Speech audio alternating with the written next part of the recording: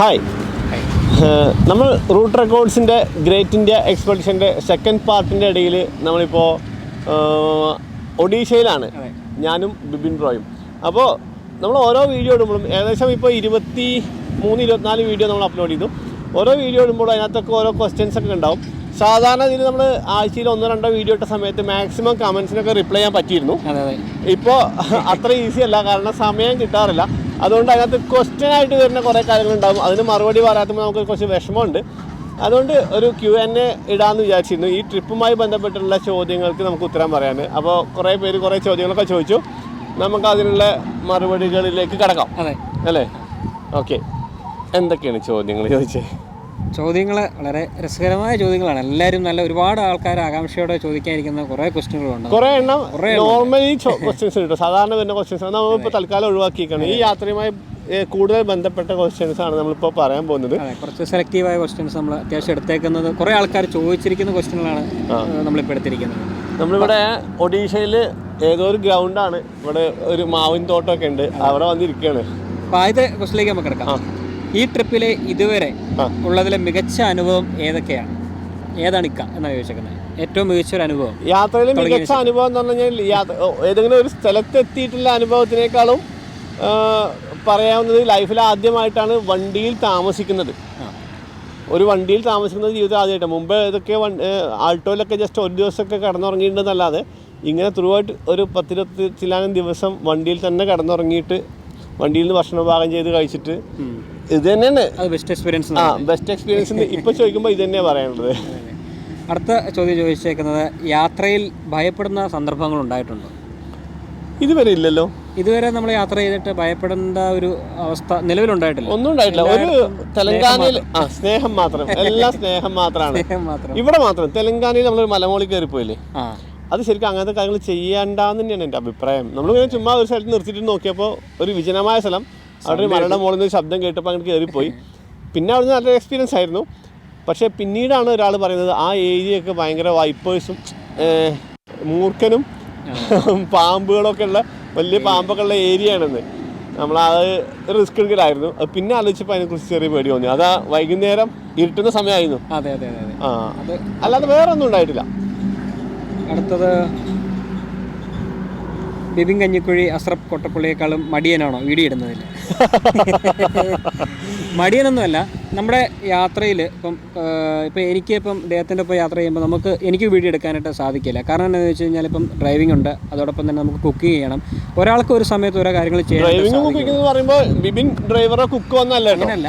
അതായത് ഈ ഇങ്ങനത്തെ കുറേ ക്വസ്റ്റ്യൻസ് ഉണ്ട്. ബിബിൻ എന്താണ് വീഡിയോ ചെയ്യാത്തത്, ബിബിൻ്റെ ചാനലിൽ എന്താ വീഡിയോ വരാത്തത് എന്നൊക്കെ. അപ്പോൾ അതിന് കോമൺ ആയിട്ടൊരു ഉത്തരം പറയാം. ഇത് നമ്മൾ റൂട്ട് റെക്കോർഡ്സ് പ്ലാൻ ചെയ്തൊരു യാത്രയാണ്. ഞാനത് ഏറ്റവും ആദ്യം പ്ലാൻ ചെയ്യുന്നത് ഒറ്റക്കാണ്. അറിയാം നിങ്ങൾക്ക്, ഫസ്റ്റ് പാർട്ടിൽ ഞാൻ ഒറ്റക്കാണ് പോയത്.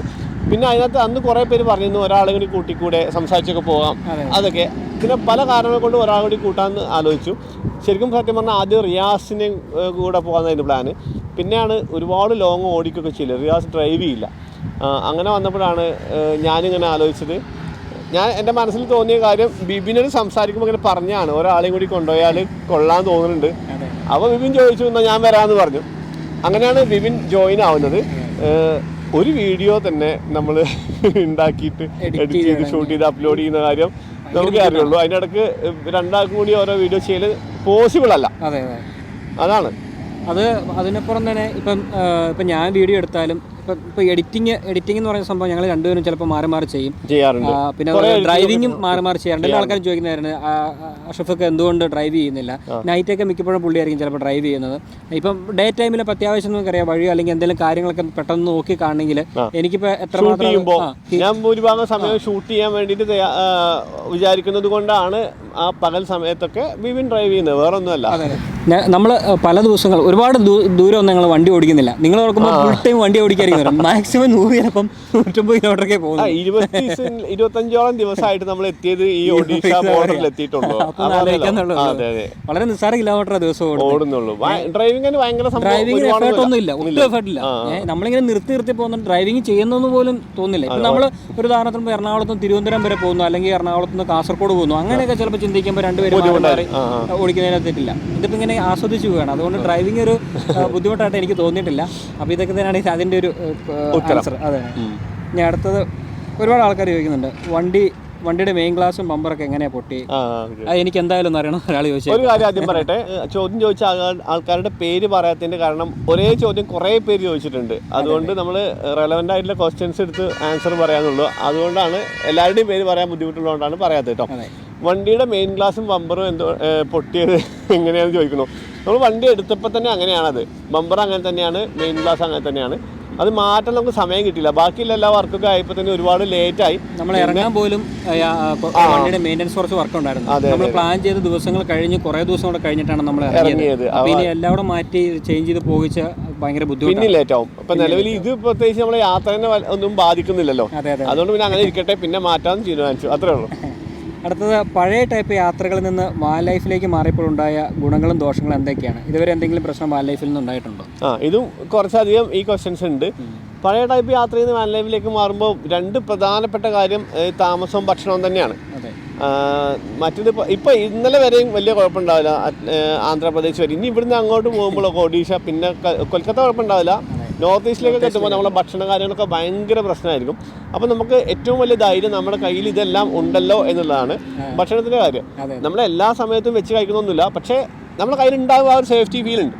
പിന്നെ താമസത്തിൻ്റെ കാര്യം തന്നെ, ഹോട്ടൽ അന്വേഷിച്ച് നടക്കേണ്ട, നമുക്ക് നല്ല കുറച്ച് സേഫ്റ്റി തോന്നുന്ന സ്ഥലത്ത് നിർത്തിയിടുക, കിടന്നുറങ്ങാം. അതെ, അത് ഒരുപാട് ആൾക്കാർ ചോദിക്കാറുണ്ട്. പമ്പിൽ യാത്ര എങ്ങനെയാണ് കിടപ്പ്, അവർ സമ്മതിക്കാറുണ്ടോ? പമ്പിൽ മിക്കവാറും 99% പമ്പിലും പ്രശ്നമില്ല കേട്ടോ. ഒരു സ്ഥലത്തു നിന്നാണ് നമ്മൾ ചോദിച്ചിട്ട് അവർ വേണ്ടാന്ന് പറഞ്ഞത്, ഒറ്റ സ്ഥലത്ത് നിന്ന്. ബാക്കിയുള്ള എല്ലാ സ്ഥലത്തും അവർ അനുവദിക്കും. പിന്നെ ടോയ്ലറ്റും അങ്ങനത്തെ ഫെസിലിറ്റീസ് ഉണ്ടാവും. കുളിക്കാൻ മാത്രം എല്ലാ പമ്പിലും സമ്മതിക്കില്ല. SR ആണ് കുറച്ചുകൂടെ. SRന്റെ പമ്പിലൊക്കെ കുളിക്കാൻ അവർ സമ്മതിക്കാറുണ്ട്. ഇതുവരെ നമ്മൾ എക്സ്പീരിയൻസ് വെച്ചിട്ട്. ബാക്കി റിലയൻസോ മറ്റുള്ളവരൊന്നും കുളിക്കാൻ സമ്മതിക്കില്ല. അത് അവരെ പറഞ്ഞിട്ട് കാര്യമില്ല, അവരെ കുളിക്കാനുള്ള സംവിധാനം അവിടെ ഇല്ല. അപ്പോൾ നമ്മൾ കുളിക്കാൻ കയറി കഴിഞ്ഞാൽ ഇതുപോലെ കുറെ പേര് വരും. നമ്മൾ കുളിച്ചോണ്ടിരിക്കാൻ പറ്റുമല്ല ആ സമയം, അവർക്കത് ഒഴിവാക്കാൻ തന്നെ അവർ ശ്രമിക്കും. അതെ, കുറെ പേര് ടോയ്ലറ്റിൽ പോകാനൊക്കെ വരുമ്പോൾ കുളിക്കുന്നവർ ബുദ്ധിമുട്ടാകുന്നതുകൊണ്ടാണ് അവർ കുളിക്കാൻ സമ്മതിക്കാത്തത്. അപ്പോൾ നമുക്ക് പബ്ലിക് ടോയ്ലറ്റ്സ്, പബ്ലിക് ബാത്റൂംസ് ഒരുപാട് നമുക്ക് ഇതുവരെ അവൈലബിൾ ആയിട്ടുണ്ട്. ഒരു ദിവസം മാത്രം നമുക്ക് കുളിക്കാൻ പറ്റാതിരുന്നിട്ടുള്ളൂ. അത് മാത്രമേ ബുദ്ധിമുട്ടുള്ളൂ. പക്ഷേ പബ്ലിക് ടോയ്ലറ്റ് എന്ന് പറയുന്നത് വളരെ മോശമൊന്നുമല്ല, നല്ല വൃത്തിയുള്ള സ്ഥലങ്ങളാണ്. ഇന്ന് നമ്മൾ കുളിക്കാൻ പോയ സ്ഥലത്ത് സാനിറ്റൈസർ ഒക്കെ ഉപയോഗിച്ചിട്ടാണ് അവർ ക്ലീൻ ചെയ്യായിരുന്നു. ചെല്ലുമ്പോൾ ക്ലീനിങ് കഴിഞ്ഞിട്ട് സാനിറ്റൈസർ ഒക്കെ ചെയ്ത് കഴിഞ്ഞിട്ട് നമ്മളെ അകത്തേക്ക് അയച്ചത്. അത്ര സംവിധാനങ്ങളിലേക്ക് എത്തിയിരിക്കുകയാണ്. അതെ അതെ, വളരെ നല്ലൊരു കാര്യമാണ്. അങ്ങേക്ക് മറ്റുള്ള യൂട്യൂബേഴ്സിൽ നിന്ന് എന്തെങ്കിലും മോശം അനുഭവം ഉണ്ടായിട്ടുണ്ടോ? മോശം അനുഭവം ഉണ്ടായിട്ടുണ്ട്, പക്ഷെ ഞാൻ പറയൂല. എനിക്ക് മോശം കാര്യങ്ങൾ പറയുന്നത് ഇഷ്ടമല്ല. പോസിറ്റീവായിട്ടുള്ള കാര്യങ്ങൾ പരമാവധി നമ്മൾ മനസ്സിൽ വെച്ചിരിക്കുക, മറ്റുള്ളവരോട് പറയുകയും ചെയ്യുക. നെഗറ്റീവായ കാര്യങ്ങൾ പെട്ടെന്ന് തന്നെ മറക്കാൻ ശ്രമിക്കുക, അവരോട് ഇരിക്കാനും ശ്രമിക്കുക. അതുകൊണ്ട് ഞാൻ പറയുന്നില്ല. No comments. അടുത്ത, ബീബ്രോ നിങ്ങളുടെ സുഹൃത്താണോ അല്ലെങ്കിൽ ട്രാവൽ പാർട്ണറാണോ? സുഹൃത്താണ്, ബ്രദറാണ്. എങ്ങനെയാണ് നമ്മൾ പരിചയപ്പെട്ടതെന്ന് ഒരുപാട് ആൾക്കാർ ചോദിക്കുന്നുണ്ട്. പരിചയപ്പെട്ടത് പുള്ളി എന്നെ ഒരു ദിവസം വിളിക്കുമായിരുന്നു, നമുക്കൊരു ചെറിയ യാത്ര പോകണമെന്ന് പറഞ്ഞിട്ട്. അത് കുറേ മുമ്പായിരുന്നു. പിന്നെ ലോക്ക്ഡൗൺ സമയത്ത് പിന്നെയും വിളിച്ചു. അപ്പോൾ ഞാൻ പറഞ്ഞു നമുക്ക് ലോക്ക്ഡൗണിൽ ഇപ്പോൾ യാത്ര ചെയ്യണില്ലല്ലോ, യാത്ര തുടങ്ങുമ്പോൾ നമുക്ക് പോകാമെന്ന് പറഞ്ഞു. ഞാൻ ലോക്ക്ഡൗൺ കഴിഞ്ഞ ഉടനല്ല, യാത്ര ചെയ്യാനൊക്കെ ആൾക്കാർ തുടങ്ങിയ സമയത്ത് ഞാൻ അട്ടപ്പാടിക്ക് ഒരു ട്രിപ്പ് പോയ സമയത്ത് പുള്ളി എന്നെ പിന്നെയും വിളിച്ചു.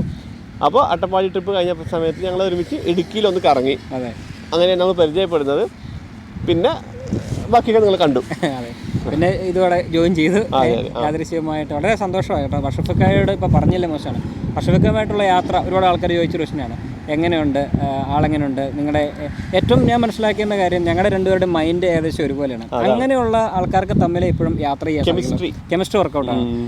അതിപ്പോൾ ഇടുക്കി സീരീസ് ഞങ്ങളൊരു ഒരാഴ്ച 10 ദിവസം അടുത്തോളം ഞങ്ങൾ ഒരുമിച്ചുണ്ടായിരുന്നു. അപ്പോൾ ആ യാത്രയിൽ തന്നെ നമുക്ക് നമ്മുടെ ഏകദേശം മാനസികമായ അടുപ്പം ഒന്നാണ്. ഞങ്ങൾ ചിന്തിക്കുന്നതും പ്രവർത്തിക്കുന്നതും എല്ലാം ഒരുപോലെയാണ്. അപ്പോൾ അതുകൊണ്ട് യാത്ര ആയിട്ട് ഈ അദ്ദേഹത്തിനോടൊപ്പം ചേർന്നു എന്നുള്ളതാണ്. ഞാൻ ഈ യാത്രയൊക്കെ ഇറങ്ങുന്നതിന് മുമ്പ് 2-3 ദിവസം മുമ്പൊക്കെ ഇങ്ങനെ ഫാമിലിയിൽപ്പെട്ട ഓരോരുത്തരോടൊക്കെ സംസാരിക്കുമ്പോഴൊക്കെ, ഫ്രണ്ട്സിനോടൊക്കെ സംസാരിക്കുമ്പോഴൊക്കെ ഒറ്റക്കാണോ പോകുന്നത് ചോദിച്ചപ്പോൾ അല്ല ബിബിൻ ഉണ്ട് പറഞ്ഞപ്പോൾ, ബിബിൻ ആ ഇടുക്കിയിലുള്ള കുട്ടിയല്ലേ, നല്ല കുട്ടിയാട്ടോ കുട്ടി. അങ്ങനെ കുറേ പേരുടെ ഇത് പറഞ്ഞു. ഒരു 3-4 പേരെങ്കിലും പറഞ്ഞിട്ടുണ്ടാവും. ബിബിനെ ഇടുക്കി വീഡിയോയിൽ തന്നെ എല്ലാവർക്കും മനസ്സിലായി. അതാണ്.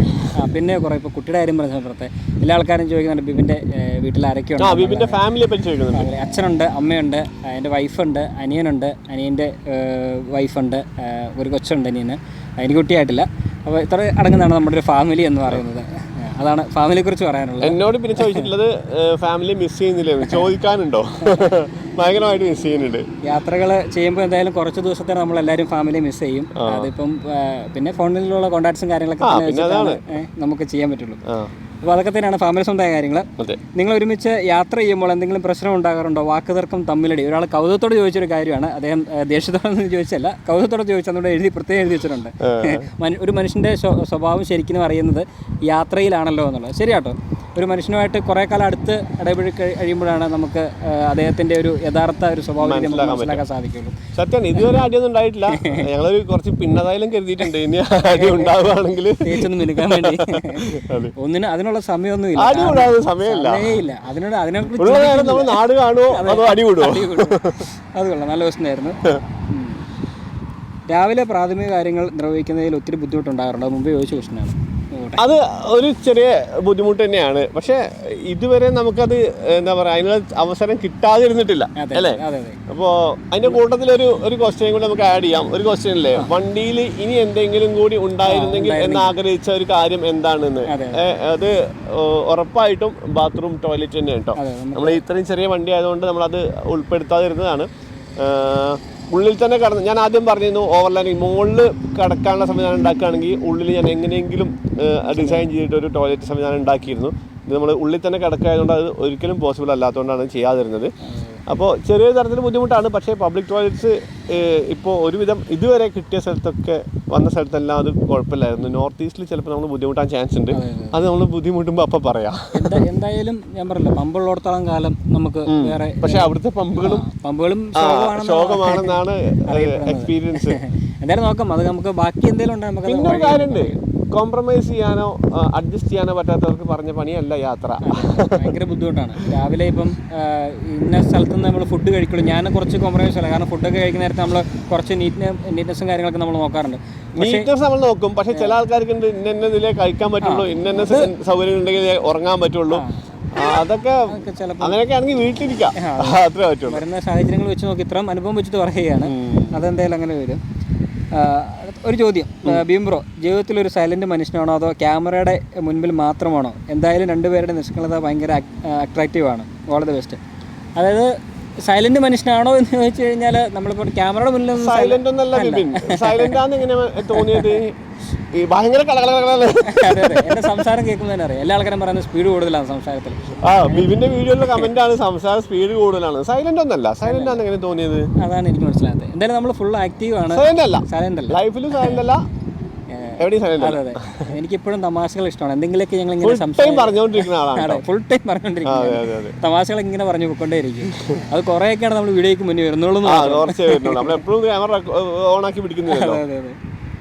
അടുത്തൊരു ക്വസ്റ്റൻ എന്ന് പറയുന്നത് ബൈസൈക്കിൾ മോർണിംഗ്. അത് നിങ്ങൾ നേരത്തെ സൈക്കിൾ സഫാരി നടത്തിക്കൊണ്ടിരുന്ന രാവിലത്തെ യാത്ര. കഴിഞ്ഞ ഫസ്റ്റ് ഗിയറിൽ നമ്മൾ കൊല്ലംകോട്ട് നിന്ന് യാദൃശികമായിട്ട് ഞാനാണ് സ്റ്റാർട്ട് ചെയ്തതാണ് ബൈസൈക്കിൾ മോർണിംഗ്സ്. ഞാൻ ഭയങ്കരമായിട്ട് ആസ്വദിക്കുകയും ചെയ്യുന്നു. ഒരുപാട് ആൾക്കാർക്ക് ഭയങ്കര ഇഷ്ടമായിരുന്നു അത്.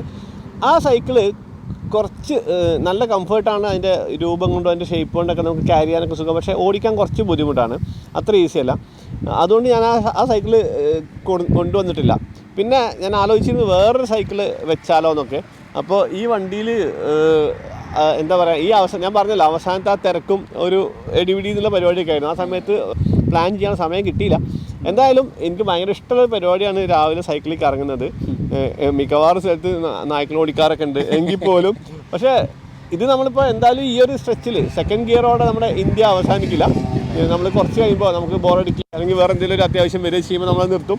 പിന്നെ തേർഡ് ഗിയർ ഉണ്ടാവും. തേർഡ് ഗിയർ ആവുന്ന സമയത്ത് നമ്മൾ എന്തായാലും സൈക്കിൾ കരുതും.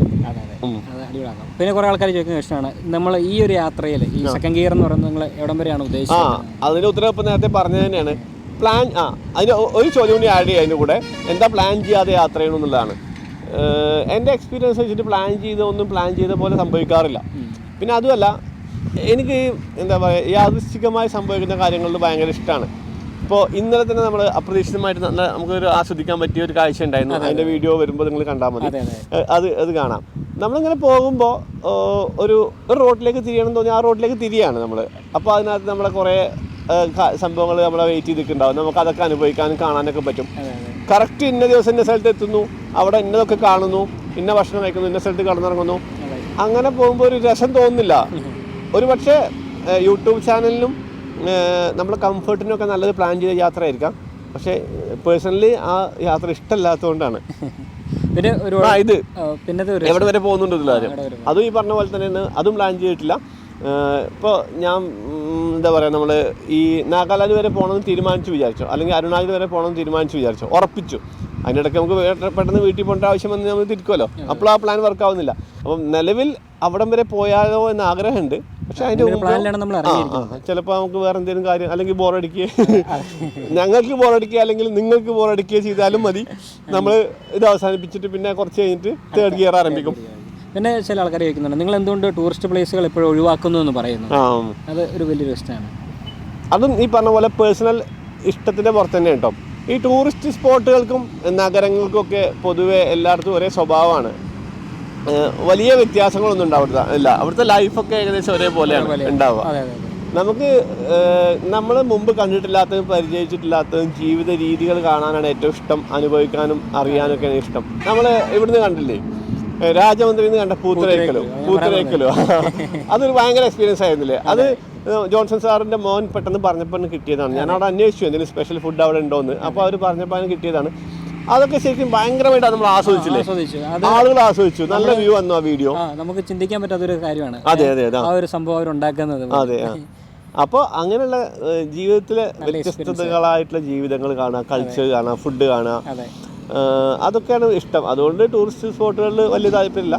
പിന്നെ പോവുക ചെയ്യട്ടോ. ഇപ്പോൾ ഫാമിലിയായിട്ട് കുട്ടികളായിട്ടൊക്കെ പോകുമ്പോൾ ഞാൻ വീഡിയോ ചെയ്യുന്നില്ലെങ്കിൽ കൂടി യാത്ര ചെയ്യുമ്പോൾ ടൂറിസ്റ്റ് സ്പോട്ടുകൾ പോകാറുണ്ട്. അതങ്ങനെ തീരെ ഇഷ്ടമില്ലാതൊന്നുമില്ല. ഈ ഒരു യാത്രയിൽ മാക്സിമം അങ്ങനത്തെ കാര്യങ്ങൾ. പിന്നെ അതല്ല, അതിൻ്റെയൊക്കെ ഇഷ്ടംപോലെ വീഡിയോസ് ആൾക്കാർ ചെയ്യുന്നുണ്ട്. പിന്നെ വേറൊരു കാര്യമുണ്ട്, നമ്മളിപ്പോൾ വരുന്ന വഴിക്കാണെങ്കിൽ നമ്മൾ നമ്മളെ യാത്രക്കിടയിൽ ഇപ്പോൾ ഗുഹയാണെങ്കിലും അതുപോലെ തന്നെ നല്ല എക്സ്പീരിയൻസ് ആയിരുന്നു. നല്ല എക്സ്പീരിയൻസ് അത് ശരിക്കും നമ്മൾ കാണേണ്ടതായിരുന്നു. അതുപോലെ തന്നെ നമ്മുടെ ഗണ്ടിക്കോട്ട, അത് ശരിക്കും ടൂറിസ്റ്റ് പ്ലേസ് ആണെങ്കിലും നമ്മുടെ ജീവിതത്തിൽ അതൊന്ന് കണ്ടിരിക്കേണ്ട ഒരു സ്ഥലം തന്നെയാണ്. ഒരു രക്ഷയില്ലാത്തൊരു സ്ഥലം ഗണ്ടിക്കോട്ടയിൽ ആ പെന്നാർ എന്ന് പറഞ്ഞ സാധനം ഉണ്ടല്ലോ, അവിടെ അങ്ങനെ ഇരുന്നാണ്ടല്ലോ എത്ര സമയം ഇങ്ങനെ ഇരിക്കാം. അതെ അതെ അതെ, അതൊക്കെ അത് നല്ലൊരു എക്സ്പീരിയൻസ് ആയിരുന്നു. നല്ലൊരു എക്സ്പീരിയൻസ്. പിന്നെ വ്യൂ കുറവാണല്ലോ, എങ്ങനെയാണ് മാനേജ് ചെയ്യുന്നു ചില ആൾക്കാരൊക്കെ ചോദിച്ചിട്ടുണ്ട് കേട്ടോ. വ്യൂ കുറവാണെന്ന് എനിക്ക് തോന്നിയിട്ടില്ല. നമുക്കെപ്പോഴും വലിയ ഒരുപാട് മില്യൺസ് ഒക്കെ വ്യൂ ആണെന്ന് ആഗ്രഹം ഉണ്ടാവും. അങ്ങനെ നോക്കുമ്പോൾ വ്യൂ കുറവാണ്. പക്ഷേ നമ്മുടെ ചാനലിൻ്റെ ആവറേജ് വ്യൂ എപ്പോഴും നിലനിൽക്കുന്നുണ്ട്.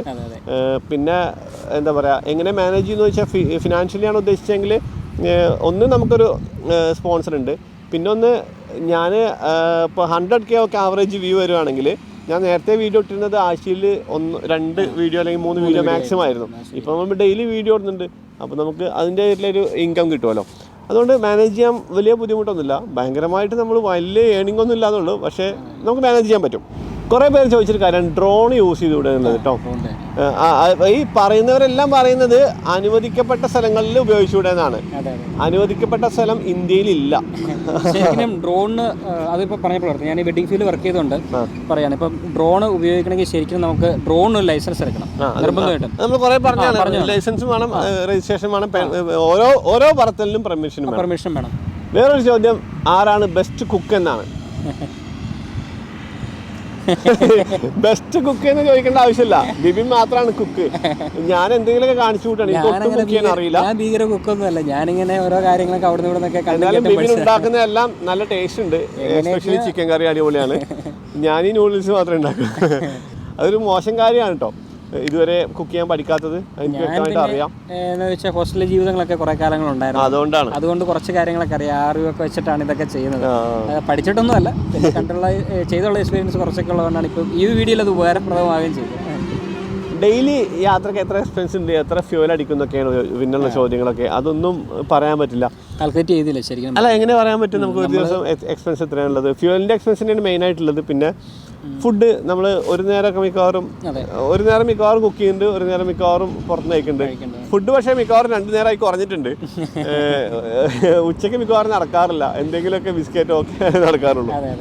അതുകൊണ്ട് എക്സ്പെൻസും ഫ്യൂൽ എക്സ്പെൻസൊന്നും അവസാനം ടോട്ടൽ എക്സ്പെൻസ് വേണമെങ്കിൽ പറയാൻ പറ്റും. ഉറങ്ങാൻ പറ്റുന്നുണ്ടോ എന്നുള്ളൊരു ചോദ്യമുണ്ട്. ഉറങ്ങാൻ എന്താ പറയുക, ഈ യാത്ര തുടങ്ങുന്നതിന് മുമ്പ് ഒരു പ്രാവശ്യം ഞാനും ഫെബിയും കൂടി വണ്ടിക്കകത്ത് കിടന്നുറങ്ങിയിരുന്നു. അന്ന് നമ്മുടെ എക്സോസ്റ്റും സംവിധാനം വെച്ചിട്ടുണ്ടായിരുന്നില്ല. പക്ഷേ എന്നിട്ടും എന്തായാലും കുഴപ്പമൊന്നുമില്ല, കംഫർട്ടായിരുന്നു. പക്ഷേ നമ്മുടെ വീടിൻ്റെ മുറ്റത്തായിരുന്നു, അതുകൊണ്ട് വേറെ പ്രശ്നമൊന്നും ഉണ്ടാവാനില്ലല്ലോ. അപ്പോഴും എന്നിട്ട് പോലും എനിക്ക് യാത്ര തുടങ്ങി കഴിഞ്ഞാൽ എത്രത്തോളം സുഖമായിട്ട് ഉറങ്ങാൻ പറ്റുന്നത് കൺഫ്യൂഷൻ ഉണ്ടായിരുന്നു. പക്ഷേ പെർഫെക്റ്റ് ആണ് അല്ലേ? ഒരു തരത്തിലുള്ള ബുദ്ധിമുട്ടില്ല, പേടിക്കേണ്ട ഒരു ആവശ്യമില്ല. പേടി മീൻസ് നല്ല സുഖമായിട്ട് ഉറങ്ങാൻ പറ്റുന്നുണ്ട്. 1-2 ദിവസം കൊതുകിനെ കൊണ്ട് പണി കിട്ടി എന്നുള്ളത് മാത്രമേ ഉള്ളൂ. അതിപ്പോൾ നമ്മൾ എവിടെ ചെന്നാലും ഒരു ഹോട്ടലിലും സംഭവിക്കുന്ന കാര്യം തന്നെയാണ്. നമ്മൾ അറിയാതെ ആ സൈഡ് ഗ്ലാസ് ഉണ്ടല്ലോ, അത് തുറന്നിട്ടിരുന്നു കുറച്ച് നേരം, അപ്പോൾ കൊതുക് കുറച്ച് അകത്ത് കയറി കഴിഞ്ഞു. പിന്നെ ഫുഡ് ഉണ്ടാക്കുന്ന സമയത്തും ഇത് കയറും. ഫുഡ് ഉണ്ടാക്കുന്ന സമയത്ത് ഒരിക്കലും ഒരു കാരണവശാലും കൊതുക് കയറില്ല. ഡോർ ക്ലോസ് വെച്ച് കഴിഞ്ഞാൽ കയറാറില്ല. അപ്പോൾ അങ്ങനെയുള്ള ചില സാഹചര്യത്തിൽ കുറച്ച് ബുദ്ധിമുട്ടിന്നല്ലാതെ ബാക്കി നമ്മൾ വണ്ടിയിൽ ചെയ്ത എല്ലാ കാര്യങ്ങളും ഭയങ്കര പെർഫെക്റ്റ് ആണ്. അതിന് ജംഷാദിന് ഒരിക്കൽ കൂടി നന്ദി പറയുന്നത്. എല്ലാം ഭയങ്കര യൂസ്ഫുൾ ആണ്. അടിപൊളി. അതുപോലെ തന്നെ ചില ആൾക്കാർ ചോദിക്കാറുണ്ട്, നിങ്ങൾ പഴയ മോഡൽ, അതായത് ആഴ്ചയിൽ ഇട്ടുകൊണ്ടിരുന്ന വീഡിയോ പോലത്തെ ഒരു 3 വീഡിയോ ഒക്കെ ചെയ്യുന്ന പോലെ ആ ഒരു ടൈപ്പ് മോഡൽ ഒക്കെ ചെയ്ത് അതിനെ കുറിച്ച് ആദ്യമായി പഠിച്ച് ചെയ്യാത്ത കാര്യങ്ങളെ കുറിച്ച് ചോദിക്കുന്നുണ്ട്. അപ്പൊ അത് ഇപ്പൊ എന്താണ് നിങ്ങളുടെ ഇതിലേക്ക് കൊണ്ടുവരാത്തത്?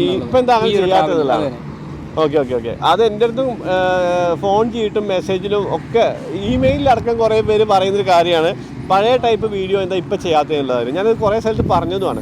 പണ്ട് ഞാൻ വീഡിയോ ചെയ്തിരുന്നത് എങ്ങനെയാണെന്ന് ആദ്യം പറയാം. ഓരോ സ്ഥലത്ത് പോകുന്നു, അവിടുന്ന് കിട്ടാവുന്ന അത്രയും വിഷ്വൽസ് പറ്റാവുന്ന അത്രയും നല്ല രീതിയിൽ ഷൂട്ട് ചെയ്യുന്നു. എന്നിട്ട് ആ ഏരിയനെ കുറിച്ചിട്ടൊന്ന് നന്നായിട്ട് പഠിക്കുന്നു.